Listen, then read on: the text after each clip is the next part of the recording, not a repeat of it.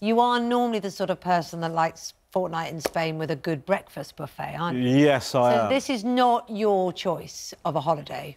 No, it isn't. But, I mean, that was kind of the idea. Is that, so I'm very lazy. I mean, my capacity for doing nothing is infinite. So so it isn't my kind of thing. But that's kind of part of the reason why we thought it'd be a good thing to do, because the countries that we go to, you know, people don't tend to think of as holiday destinations because of whatever reason. And so we thought it'd be nice to kind of look beyond this. It's an extraordinary country, but is it the sort of place that you would say, you really must go to Haiti this time of year? It's gorgeous. Well, it's a mixed bag, to be honest with you. The truth is, when you go into the capital, you are seeing poverty. I saw some of the worst poverty I've ever seen.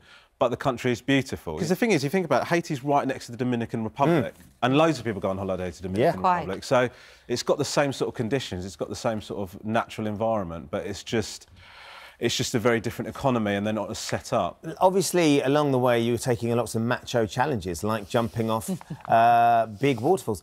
Is this a side of your character that you've been exploring that perhaps hasn't had enough chance to expose itself, the macho sort of bravado, Romesh? No. I mean, the truth is, I didn't want to do that, and so they showed me. I didn't know that this was going to happen. The director said to me, "Why don't you climb up there and just see how you feel, and then if you don't want to jump off, you don't have to." So I did climb up there. And it was actually more difficult to climb down than to jump. And then I turned to the director, I said, "Do I really have to do this?" She goes, "Well, we don't sort of have an ending if you don't." So I was forced to, for TV. Do you know what I mean? I didn't want to do it. I just want to be clear about that. I'm not a hero. And once you did it, though, were you filled with pride in the exhilaration of having achieved an amazing challenge? It was a combination of sort of exhilaration at having done it and also anger towards the production team. So you go to Ethiopia as well? Yes. And what was that like? Ethiopia was amazing. You know, the thing is one of the reasons that sort of drove us to go to Ethiopia was the fact that, particularly in this country, our perception, you know, Ethiopia is like the charity poster boy. Do you know what I mean? In terms of that's what we think of. You know, that's and even though that happened such a long time ago, when you think of Ethiopia, that is the first thing that comes to mind. And they don't even, you know, they're not defined by that in the slightest. You know, the idea that we all think, they're aware of our preconception, but they find it sort of ridiculous. And when you go there, it's such a beautiful country. I was fascinated by something that we talk about a lot on this show because it's so popular at the moment, Love Island. You rather think that Love Island is getting unfair snick, and there's a lot of snobbery going on about it. Yeah, I mean, I don't watch it. The only time I've watched it is when my wife is obsessed with it. Is she? Yes, she loves it. So every now and again, I'll just hear, "Oh my God," from like her, and then I'll go, "What's happened? What's happened?" And I don't know any of the people. But the reason I sort of wrote that article is because I felt like there's sort of like a snobbery, like an elitism towards both the people that are on Love Island and also the people that watch Love Island. I mean, it's great entertainment for people that enjoy it.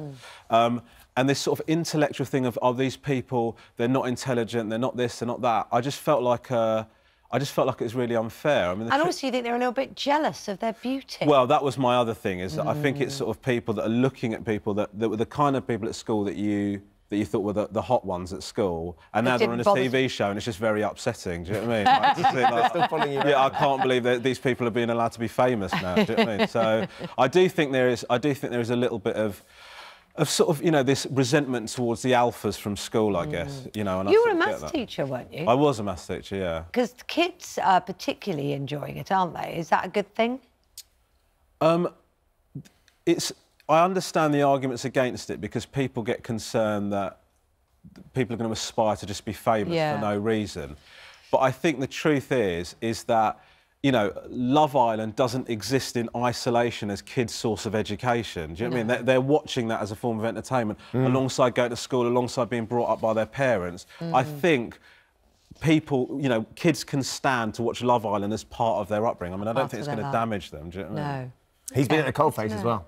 He's been there at the coalface. Yeah. Head of sixth form, although you had to stand down from that because you bunked off, didn't you? Yeah. Oh, how do you know that? Oh, wow, you've done your research, Ben. Yeah. He was head of sixth form. Yeah. Goes up to Edinburgh to do his Edinburgh show, and he had to come back. To just explain, Romesh? So basically, what happened was this: I basically made it onto this Edinburgh show throughout the whole of the summer, and I was due to be back for results day, but I needed to do this show. So I just sort of made an excuse and said, "Oh, my wife's got some illness and I can't make it." You sound highly irresponsible. Yeah, fair enough. But I had a career to go to, and you wouldn't have me on here had I not rolled the dice on that. So I did that, and then when I got back to school in September, the head of, one of the head of HR at the school said, "Can we have a quick chat?" And I went in, and she said, "So you couldn't come in because of illness or whatever?" And I said, "Yeah." And then she just opened this drawer and pulled out this folder with like reviews of my shows, like Twitter things about me, and I sort of thought to myself, well, this is hugely embarrassing, but I also want that folder. You know, it's like a very comprehensive dossier of what I've been up to and everything.